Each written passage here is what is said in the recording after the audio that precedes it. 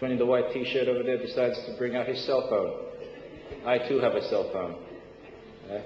Okay?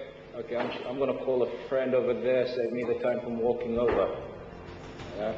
But I should walk over there, you know, get a bit of exercise. Through trade, I won't. I'll just sit at home, I'll call him, and when I get sick, why not go to a private hospital? Pay more. I don't have the money. That's not economic development. I already mentioned the British Army, sending money back to their families, their loved ones. That's not trade, that's remittances. Economic growth is behind that. And I must agree, you guys have put up a pretty good arguments. You sure did. Cuba did not trade. Cuba developed its own industries. Cuba, like I said before, is one of the leading, if not one of the best. It has one of the best health industries in the world today. That's resulting in some of our Pacific Island countries not coming together and integrating, like Sanada said, but looking elsewhere, looking at Cuba, a good example of one country that did not trade but developed their own industry, strengthening their economy, pretty much their economy. I thought they performed extremely well, and that came through in the points. Like the final points before the finals, they're all in the 300s, which showed that the disparity wasn't all that much. So we all thought as judges, we all didn't consult during the judging, we all just scored separately, and just seeing that the scores weren't very different, was very far apart, which showed that, you know, that there wasn't just too much difference amongst the... Starting with the issue on PESA Plus. It's not necessarily necessary for Pacific Island countries to benefit from international trade. Not only international trade.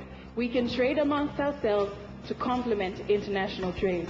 But it's all about building our own capacities and our own industries. The Cook Islands Trade Minister said they were concerned at the push from Australia and New Zealand to rush the PESA Plus negotiations. Is this because Australia and New Zealand see advantages for us? It doesn't seem like it. So when we think about trade, ladies and gentlemen, we wonder if it's the only way that we can lead to development, that we can achieve the mission for a continuously developing and improving society, being able to maintain our cultures and as well as our indigenous rights while growing our economy and providing better services for the people in our country. Well, I think both teams performed exceptionally well. We came from different backgrounds, we had limited time to prepare, and I'll tell you what, most of us have, this is our first time to prepare for and first time to participate in a debate. And yes, I'm glad that we all enjoyed it. We had some creative discussions, well-reasoned arguments, and that's it.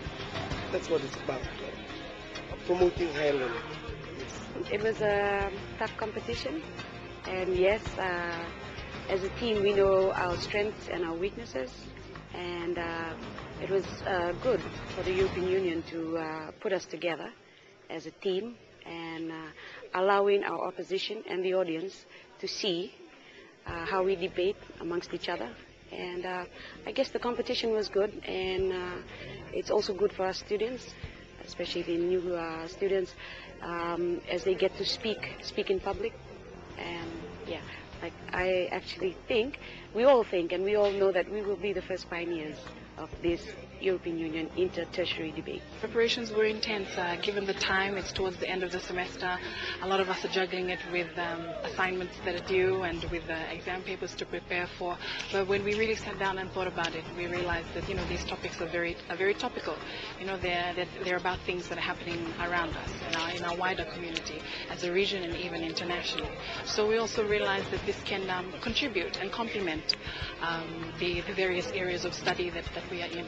Because I've been in trade negotiations and I've been a diplomat, and just listening to how they're expressing the viewpoints, and also picking up on the negative aspects, especially in trade negotiations and what is being introduced. It was, well, for me, as young leaders, they are young leaders, they're already aware of these issues, and I think it's a really good initiative encouraging our young people to start thinking of these things, these very important policies that impact on their lives. And these are future leaders of tomorrow, so it can only be for the good of all of us. In addition to the Europa Shield, USP1 takes home, courtesy of the French Embassy, $200 worth of bookfish from the USP Book Center to each one of them. Thank you, USP1.